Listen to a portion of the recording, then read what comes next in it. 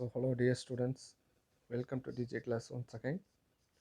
So last class we were discussing about Python's variables and operators and along with the question answers except 5 more questions. அதை தவிர மற்றது எல்லாத்தையுமே நம்ம discuss பண்ணிட்டோம். So இன்றைக்கி என்ன பார்க்க போகிறோம் அப்படின்னு சொல்லிட்டு கேட்டிங்கன்னா இட்ஸ் வெரி இம்பார்ட்டன்ட் கான்செப்ட். என்னன்னு கேட்டிங்கன்னா ஆக்சுவலாக வந்துட்டு நம்ம இதில் வந்துட்டு கண்ட்ரோல் ஸ்ட்ரக்சர்ஸ் அப்படின்னு சொல்லிட்டு வந்துட்டு ஒரு லெசன் இருக்குது. ஸோ அந்த லெசனை தான் நம்ம வந்துட்டு இப்போ டிஸ்கஸ் பண்ண போகிறோம். சரிங்களா? ஸோ ஃபஸ்ட்டு என்ன அப்படின்னு சொல்லிட்டு கேட்டிங்கன்னா, ஒரு ப்ரோக்ராம் எழுதுறதுக்கு எது முக்கியமாக இருக்கும்னு நினைக்கிறீங்க? ஒரு ப்ரோக்ராம் மேக் பண்ணுறதுக்கு வி நீட் சர்டைன் ஸ்டேட்மெண்ட்ஸ். ஓகேங்களா? ஸோ அந்த ஸ்டேட்மெண்ட்ஸ் வந்துட்டு ப்ரோக்ராமில் வந்துட்டு எப்படி வந்துட்டு இது பண்ணுறாங்க, எப்படி எக்ஸிக்யூட் ஆகுது அப்படிங்கிறத வந்துட்டு நம்ம இந்த இன்ட்ரொடக்ஷன் செஷனில் வந்துட்டு நம்ம வந்துட்டு பார்க்க போகிறோம். So what is statements in programs? ஒரு ப்ரோக்ராமில் ஸ்டேட்மெண்ட்ஸ்னால் என்ன? ஸோ இன் ஜென்ரலாக ஸ்டேட்மெண்ட்ஸ் ஆர் எக்ஸிக்யூட்டட் சீக்வன்சியலி. அதாவது ஸ்டேட்மெண்ட்ஸுங்க வந்துட்டு எப்படி எக்ஸிக்யூட் ஆகுது அப்படின்னு சொல்லிட்டு கேட்டோம்னா சீக்வன்சஸாக ஒன் பை ஒன்னாக தான் வந்துட்டு என்ன ஆகுதுன்னா எக்ஸிக்யூட்டட் ஆகுது. இப்போ ஏதாவது ஒரு அக்கேஷன்ஸில் இல்லைனா ஏதாவது ஒரு சுச்சுவேஷன்ஸில் we need to skip a segment. அதாவது ஒரு பார்ட் ஆஃப் த ப்ரோக்ராம் வந்து நம்ம வந்துட்டு என்ன பண்ணணும்னா ஸ்கிப் ஆகக்கூடிய ஒரு சுச்சுவேஷன்ஸ் வருது. இப்போ ஃபார் எக்ஸாம்பிள் நம்ம ஒரு ரெகுலராக ஒரு பாதையில் வந்துட்டு போயிட்டுருப்போம், ஒரு வழியில் போயிட்டுருப்போம். ஓகேங்களா? இப்போ அது ஒரு மண் தரையாக இருந்ததுன்னா, இப்போ மழை பெஞ்சிருந்ததுன்னா என்ன ஆகும்? அந்த வழியை வந்து நம்மளால் யூஸ் பண்ண முடியாது இல்லைங்களா? அப்போ என்ன பண்ணுவோம்? Alternate way we are going to be use it. வேறு ஏதாவது ஒரு வழியை வந்துட்டு புதுசாக வந்துட்டு பார்த்து அந்த வழியாக வந்துட்டு நம்ம போய் நம்மளுடைய இலக்கை வந்துட்டு அடைவோம். ஸோ அதே மாதிரி நம்மளுடைய ப்ரோக்ராம் வந்துட்டு in order to executed by sequentially. So சீக்வன்சஸாக தான் எக்ஸிக்யூட் ஆகணும்னு ஒரு நெசசிட்டி கிடையாது. ஏதாவது ஒரு தருணத்தில் என்ன பண்ணலாம்? அந்த பார்ட் ஆஃப் த ப்ரோக்ராமை வந்துட்டு இல்லைனா பார்ட் ஆஃப் த செக்மெண்ட்டை வந்துட்டு என்ன பண்ணணும்னா நம்ம வந்துட்டு ஸ்கிப் பண்ண வேண்டிய ஒரு சுச்சுவேஷன்ஸ் வரலாம். ஸோ அதுக்காக நம்ம வந்துட்டு என்ன சார் நம்மளுடைய ப்ரோக்ராமில் நம்ம வந்துட்டு யூஸ் பண்ணலாம் அப்படின்னு சொல்லிட்டு கேட்டிங்கன்னா, தே ஹாவ் டு கிவன் 2 டைப்பாக வந்து ஸ்டேட்மெண்ட்ஸ் வந்துட்டு கொடுத்துருக்குறாங்க. ஒன்று வந்துட்டு ஆல்டர்னேட்டிவ் ஆர் பிரான்ச்சிங் ஸ்டேட்மெண்ட், இன்னொன்று வந்துட்டு என்னென்னு கேட்டிங்கன்னா லூப்பிங் ஆர் ஐட்ரேஷன் ஸ்டேட்மெண்ட்ஸ் அப்படின்னு வந்துட்டு சொல்கிறாங்க. ஸோ இதுதான் நம்மளுடைய ப்ரோக்ராமில் இருக்கக்கூடிய ஸ்டேட்மெண்ட்ஸ். அதாவது ஜென்ரலாக ஸ்டேட்மெண்ட்ஸ்னு சொல்லிட்டு இருக்குது, நம்ம நார்மலாக எழுதக்கூடியது. இன்னொன்று வந்துட்டு என்ன பண்ணோம்னா ஏதாவது ஒரு சுச்சுவேஷன்ஸில் ஏதாவது ஒரு கண்டிஷன்ஸை பேஸ் பண்ணி நம்ம வந்து என்ன பண்ணலாம், நம்மளுடைய வே ஆஃப் எக்ஸிக்யூஷன்ஸை வந்துட்டு என்ன பண்ணலான்னா என்ன பண்ணலாம், டீவியேஷன்ஸ் பண்ண முடியும். அந்த மாதிரி பண்ணுறதுக்கு யூஸ் பண்ணக்கூடிய ஒரு ஸ்டேட்மெண்ட்ஸை தான் நம்ம வந்துட்டு என்னென்னு சொல்கிறோம்னா ஆல்டர்னேட்டிவ் பிரான்ச்சிங் ஸ்டேட்மெண்ட்ஸ், அதர்வைஸ் என்னென்னு சொல்கிறோம் ஐட்ரேஷன் ஆர் லூப்பிங் ஸ்டேட்மெண்ட்ஸ். ஓகேங்களா? இப்போ நெக்ஸ்ட்டு என்ன நம்ம டிஸ்கஸ் பண்ண போகிறோம் அப்படின்னு சொல்லிட்டு கேட்டிங்கன்னா, what is mean by control structures? So control ஸ்ட்ரக்சர்ஸ்னால் என்ன? ஸோ கண்ட்ரோல் ஸ்ட்ரக்சர்ஸ்னால் நத்திங் பட் நம்ம அப்படியே ரெகுலராக போயிட்டுருக்கிறதுல என்ன பண்ணுவாங்க, ஒரு கண்ட்ரோல், அதாவது நம்ம வீட்டில் இருக்கிறோம், நம்மளுடைய கண்ட்ரோல் இப்போ யார்கிட்ட இருக்குது? பேரண்ட்டுக்கிட்ட இருக்குது. இப்போ நீங்கள் வந்துட்டு ஸ்கூலுக்கு வரீங்க, அப்போ உங்களுடைய கண்ட்ரோல் யார்கிட்ட இருக்கும்? டீச்சர்ஸ்கிட்ட இருக்கும். எதுக்கு? உங்களை வந்துட்டு ஒரு நெறிப்படுத்துறதுக்காக இல்லைங்களா? ஸோ அதே மாதிரி நம்மளுடைய ப்ரோக்ராம் ஸ்டேட்மெண்ட்ஸ் வந்துட்டு என்ன பண்ணணும்னா வி வாண்ட் டு என்ன பண்ணணும், jump from one part of the program to another part. நம்ம ஏற்கனவே சொல்லிட்டோம், ஏதாவது ஒரு சுச்சுவேஷன்ஸில் வந்துட்டு என்ன பண்ணணும், நம்மளுடைய செக்மெண்ட் வந்துட்டு ஸ்கிப் பண்ணி போகணும் அப்படின்னு நம்ம வந்துட்டு சொல்லிட்டோம் இல்லைங்களா? அப்படி ஸ்கிப் பண்ணி போகிறதுக்கு பேர் தான் வந்துட்டு நம்ம வந்துட்டு இந்த இடத்துல வந்துட்டு என்ன டெர்மினாலஜி கொடுக்குறாங்க அப்படின்னு சொல்லிட்டு கேட்டிங்கன்னா கண்ட்ரோல் ஸ்ட்ரக்சர்ஸ். அதாவது ஒரு program that cause jump from control from one part of the program to another part is called என்ன சொல்கிறோம், control structures or control statement. இப்போ இந்த கண்ட்ரோல் ஸ்ட்ரக்சர்ஸை வந்துட்டு எத்தனை டைப்பாக பிரிக்கிறாங்க அப்படின்னு சொல்லிட்டு கேட்டிங்கன்னா 3 கேட்டகரி. ஒன்று வந்துட்டு என்னன்னு சொல்கிறோம்னா sequential. So another one is called alternative or branching, and third one வந்துட்டு என்னன்னு கேட்டிங்கன்னா ஐட்ரேஷன் ஆர் லூப்பிங். ஓகேங்களா? இப்போ நம்ம இதில் ஃபஸ்ட்டு நம்ம பார்க்க போகிறது என்னன்னு கேட்டோம்னா சீக்வன்சியல்னா என்ன? ஸோ அதுதான் ஒரு சின்ன பாக்ஸ் நான் வந்துட்டு கொடுத்துக்க பாருங்கள். Sequence of statement which are executed one after another, one by ஒன்னாக தான் வந்துட்டு என்ன ஆகும்னா எக்ஸிக்யூட்டட் ஆகும். ஸோ ஆல்டர்னேட்டிவ் பிரான்ச்சிங் அப்படின்னா என்ன? பேஸ்ட் ஆன் த கண்டிஷன், ஒரு கண்டிஷன்ஸை பேஸ் பண்ணி என்ன பண்ணுவோம், we can choose the alternative path, either left side or right side, either straight or back. இந்த மாதிரி நம்ம வந்துட்டு என்ன பண்ணுறோம்னா we can choose the alternative path. So அதுக்காக யூஸ் பண்ணுறது தான் இந்த ஆல்டர்னேட்டிவ் ஆர் பிரான்ச்சிங் ஸ்டேட்மெண்ட். புரியுதுங்களா? அடுத்து வந்துட்டு என்ன கொடுத்துருக்காங்க, ஐட்ரேட்டிவ் ஆர் லூப்பிங்.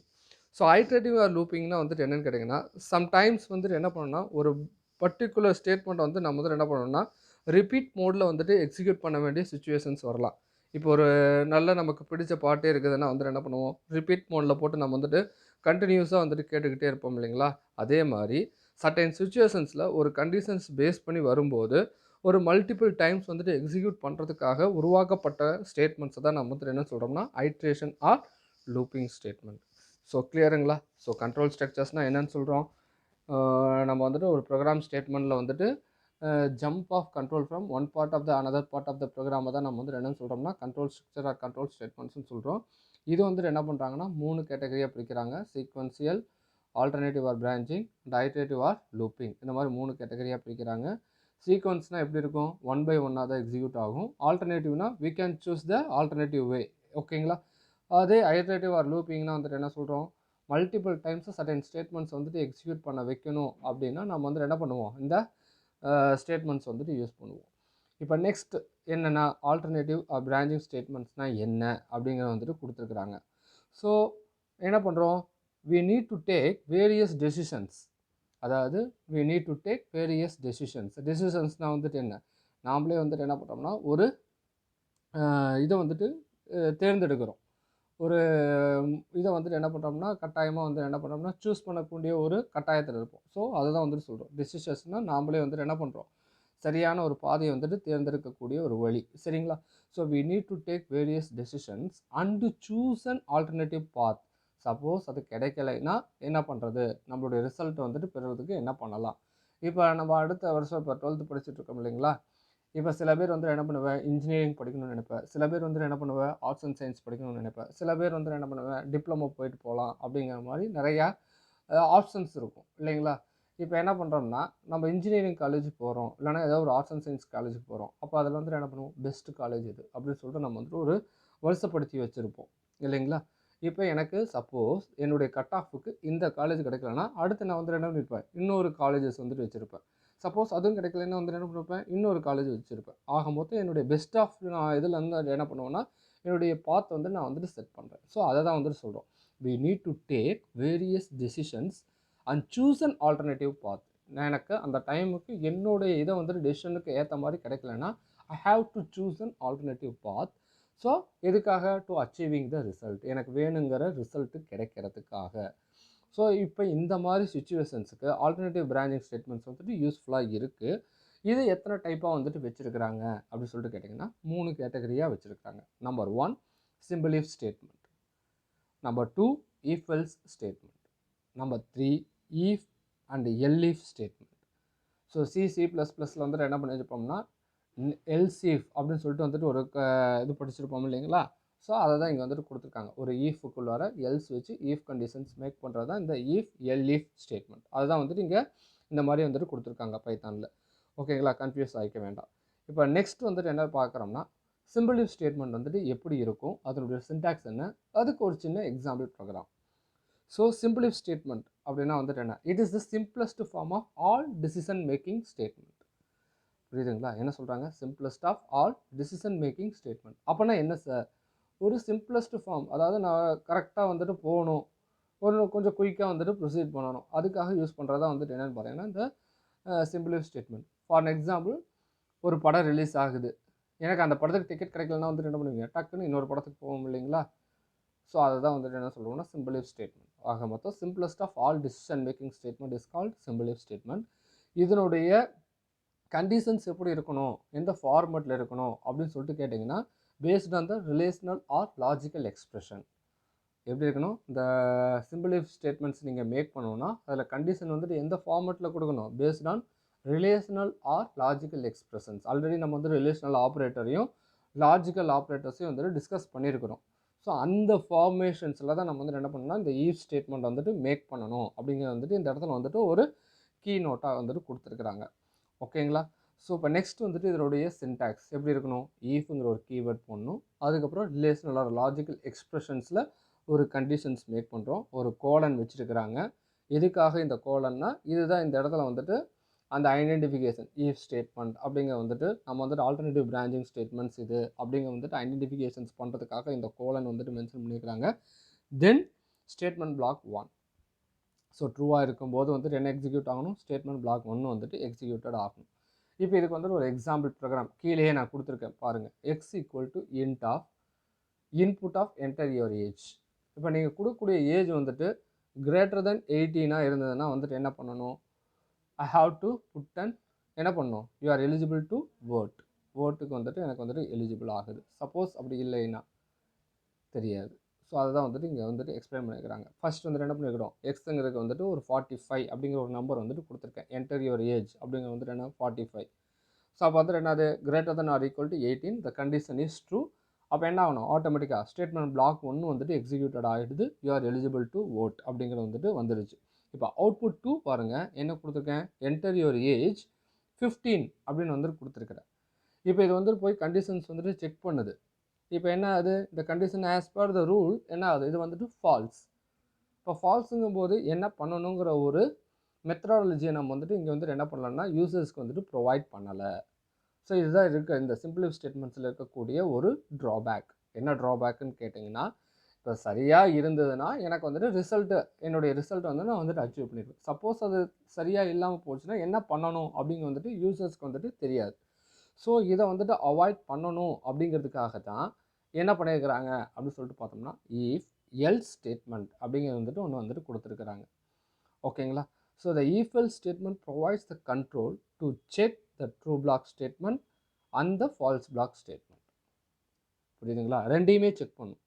ஸோ ட்ரூவாக இருந்தால் இங்கே, ஃபால்ஸாக இருந்தால் இங்கே அப்படிங்கிறது வந்துட்டு அந்த மேக்கிங் ஆஃப் டெசிஷன்ஸ் வந்துட்டு ரெண்டு வகையிலையுமே எனக்கு வந்துட்டு கொடுக்குது. ஸோ அதை தான் வந்துட்டு என்னென்னு பார்த்தீங்கன்னா இந்த இஃப் எல்ஸ் ஸ்டேட்மெண்ட். ஸோ இதனுடைய சின்டாக்ஸ் எப்படி இருக்குது அப்படின்னு சொல்லிட்டு கேட்டிங்கன்னா, if condition again colon. So conditions எப்படி இருக்குன்னு சொல்லிட்டேன், ரிலேஷனல் ஆர் லாஜிக்கல் எக்ஸ்பிரஷன். நீங்கள் கேட்கலாம், சார் அங்கே வந்துட்டு ரிலேஷனல் ஆர் லாஜிக்கல் எக்ஸ்பிரஷன்ஸ்னு சொன்னீங்க சார், இஃப் எல்ஸுக்கு அதே மாதிரி தானா சார்? எஸ், இஃப் எல்ஸை பொறுத்த வரைக்கும் நம்ம வந்துட்டு இஃப் அந்த ஆல்டர்னேட்டிவ் பிரான்ச்சிங் ஸ்டேட்மெண்ட்ஸோ இல்லை ஐட்ரேஷன் ஆஃப் லூப்பிங்களோ எங்கே கண்டிஷன்ஸ் மேக் பண்ணுற மாதிரி இருந்தாலும் which the help of relational expressions and logical expressions மூலியமாக தான் நம்மளால் வந்துட்டு என்ன பண்ண முடியும்னா we could make the conditions. So அதை வந்து கொஞ்சம் கிளியராக புரிஞ்சுக்கோங்க.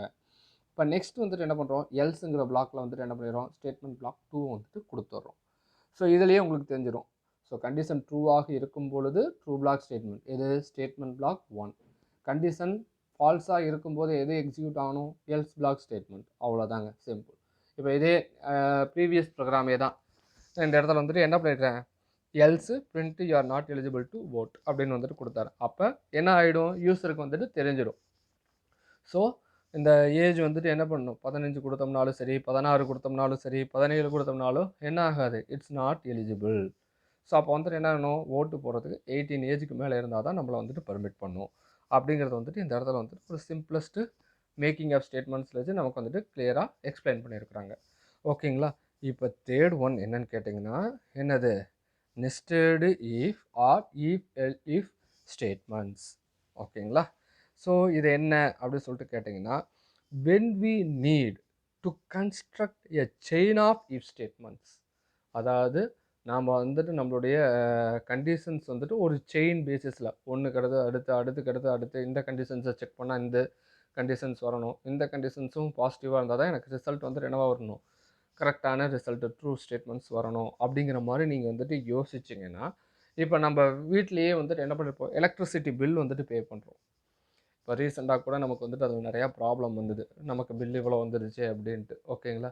ஸோ அதை தான் இப்போ 0 யூனிட்லேருந்து 100 யூனிட் வரைக்கும் இவ்வளோ இருந்தால் இந்த அமௌண்ட்டு இவ்வளோ கால்குலேட் பண்ணணும்.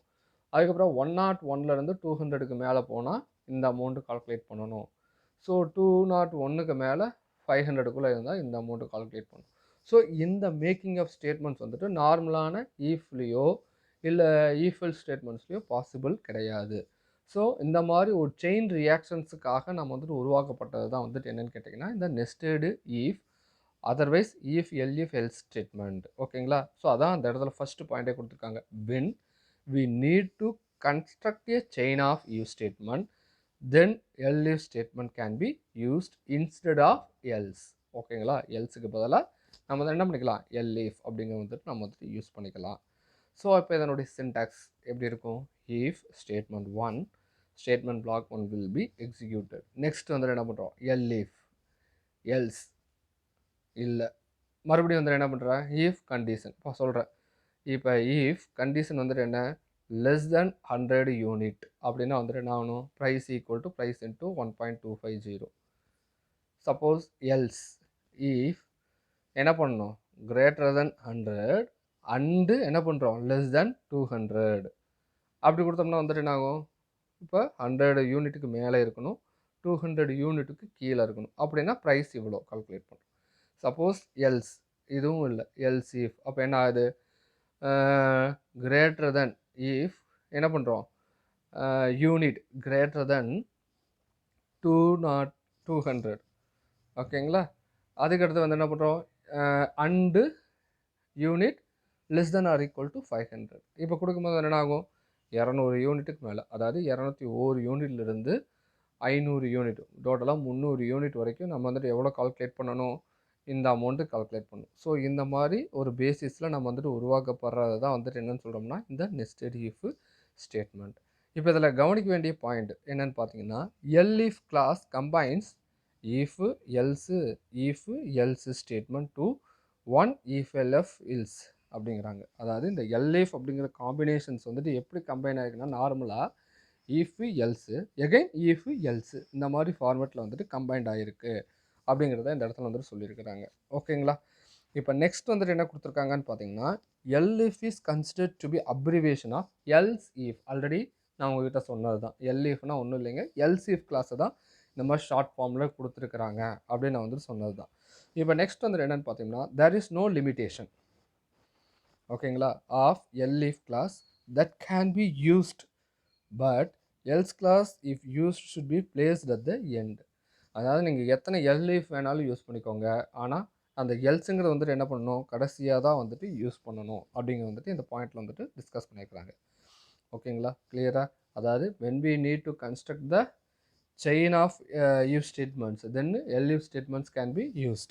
இந்த elif எப்படிங்கிறது வந்து கம்பைன் ஆயிருக்கு, if else இதனுடைய ஷார்ட் ஃபார்ம் தான் elif அப்படிங்கிறது வந்துட்டு சொல்கிறாங்க. இப்போ elif considered to be the abbreviation of else if அப்படின்னு சொல்லியாச்சு. எத்தனை elif வேணாலும் யூஸ் பண்ணிக்கலாம், ஆனால் எல்ஸ் அப்படிங்கிற ஒரு இதை வந்துட்டு கிளாஸ் வந்துட்டு எப்போ யூஸ் பண்ணணும், கடைசியாக தான் யூஸ் பண்ணணும் அப்படிங்கிறது வந்துட்டு கொடுத்துருக்குறாங்க. ஸோ இது ஓகேங்களா. இப்போ இதுக்கு வந்துட்டு ஒரு எக்ஸாம்பிள் ப்ரோக்ராம் என்ன கண்டுபிடிச்சிருக்கேன்னு பார்த்தீங்கன்னா, கம்ப்யூட்டர் சயின்ஸ் மார்க்கையும் மேத்தமெட்டிக்ஸ் மார்க்கையும் வந்துட்டு M1 அண்ட் M2வில் வந்துட்டு ரிசீவ் பண்ணியிருக்கிறேன்.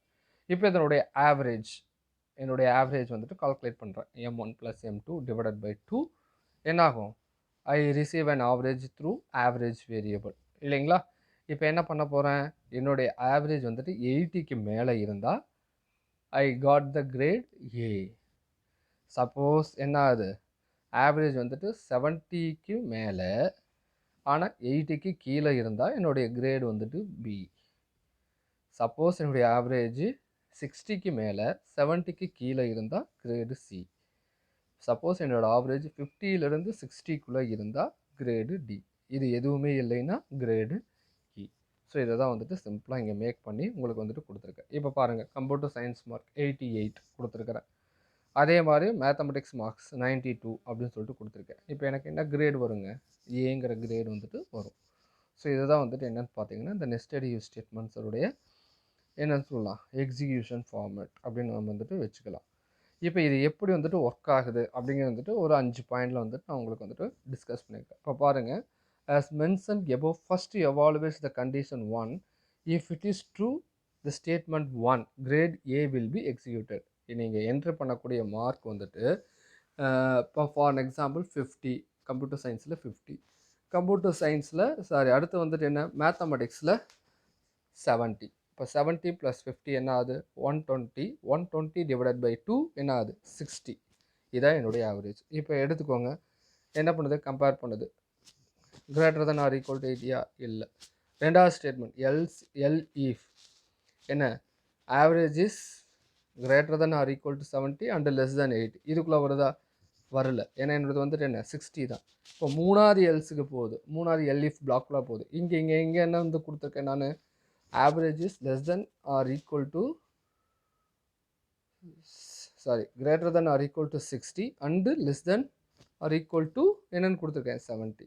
இப்போ இதில் வருதுங்களா 16 வருதா, அப்போ எனக்கு என்ன கிரேட் வரும், டிங்கிறது வருமா. ஸோ அதுதான் வந்துட்டு கொடுத்துருக்குறேன். ஸோ இதை தான் வந்துட்டு ஒரு சின்ன ஒர்க்கிங் ஃபார்மேஷன் ஆஃப் எல்ஏஎஃப் அப்படின்னு நம்ம வந்துட்டு வச்சுக்கலாம். ஓகேங்களா? ஸோ நெக்ஸ்ட்டு கிளாஸில் நம்ம வந்துட்டு என்ன பார்க்க போகிறோம் அப்படின்னு சொல்லிட்டு கேட்டிங்கன்னா, ஐட்ரேஷன்ஸ் அண்ட் பிரான்ச்சிங் ஸ்டேட்மெண்ட்ஸ் வந்துட்டு பார்க்க போகிறோம். So up to this I concluded this session. So next கிளாஸில் நம்ம ரிமைனிங் இந்த ஐட்ரேட்டிவ் ஸ்டேட்மெண்ட்ஸை பற்றி பார்த்துடலாம். ஓகேங்களா? So do you have any doubt, just message me or indicate through my YouTube channel. யாராவது சப்ஸ்கிரைப் பண்ணலைனாலும் சப்ஸ்கிரைப் பண்ணிக்கோங்க. நோட்டிஃபிகேஷன்ஸ் பெறதுக்கு பெல் பட்டனை ப்ரெஸ் பண்ணிக்கோங்க. என்ன டவுட்டாக இருந்தாலும் கமெண்ட் பண்ணுங்கள், நாம் டீட்டெயிலாக டிஸ்கஸ் பண்ணிக்கலாம். Thank you students.